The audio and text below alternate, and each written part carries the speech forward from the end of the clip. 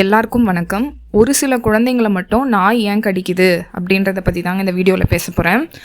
இதுக்கு ஒரு சம்பவத்தை சொல்லிடுறேன், அதுக்கப்புறம் நீங்களே புரிஞ்சுப்பீங்க.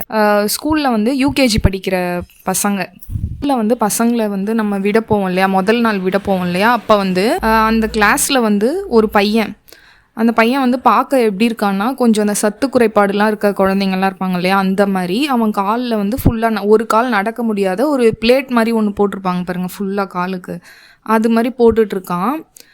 அவன் பார்க்க அந்த மாதிரி வித்தியாசமாக இருக்கான், ஒரு மாதிரி மந்தமாக சோவையாக இருக்கிறதுன்னு சொல்லுவாங்க இல்லையா, அந்த மாதிரி இருக்கான்ட்டு அந்த கூட இருக்க ஒரு 2-3 குழந்தைங்க எல்லாரையும் உட்கார வச்சுருக்காங்க. அந்த மிஸ்ஸு எங்கேயோ ஆஃபீஸ் ரூமுக்கு போயிட்டாங்க.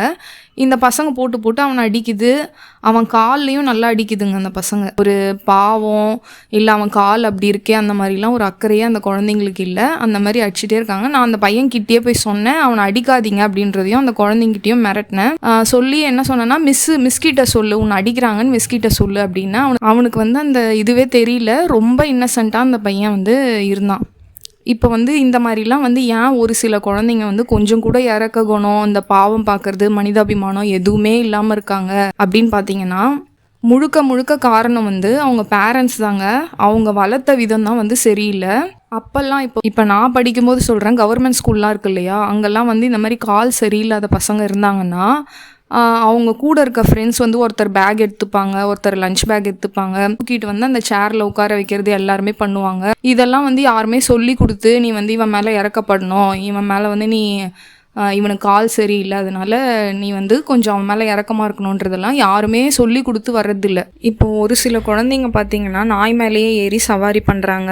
2 வயசு 1.5 வயசு குழந்தை வந்து பிஸ்கெட் எடுத்து அழகாக ஒரு 10 நாய் இருக்க இடத்துல அதுங்க அந்த 10 நாய்க்குமே ஊட்டி விடுறதெல்லாம் வந்து வீடியோ பார்க்குறீங்க. அது எப்படி அவங்க குழந்தைங்கள மட்டும் ஒன்றுமே பண்ணாமல் சில குழந்தைங்கள மட்டும் அப்படி பண்ணுதுன்னா, அப்பா அம்மா வளர்ப்பு தாங்க முக்கியமாக சரியில்லை.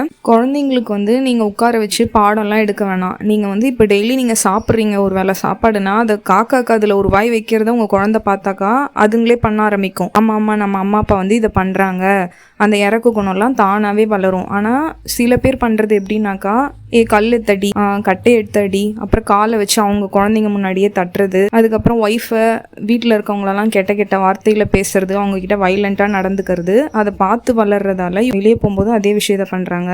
ஒரு 1.5 வயசு 2 வயசு குழந்தைய வந்து நாய் கடித்த வீடியோ ஒன்று இருக்குங்க. அதில் பாருங்கள், அந்த குழந்தை ரோட்டில் சும்மா விளையாடிட்டு இருக்கு, ஒரு நாய் ஓரமாக போயிட்டுருக்கு, அதாவது செவுத்தோட கார்னரில் போயிட்டுருக்கு. அந்த 1.5 வயசு குழந்தை தள்ளாடி ஒரு கல் எடுக்குது, அதை அடிக்கிறது. யாரை பார்த்து கண்டிப்பாக கற்றுட்டு இருந்திருக்கோன்னா அவங்க அம்மா இல்லை அப்பா, யாரை பார்த்தாதான்.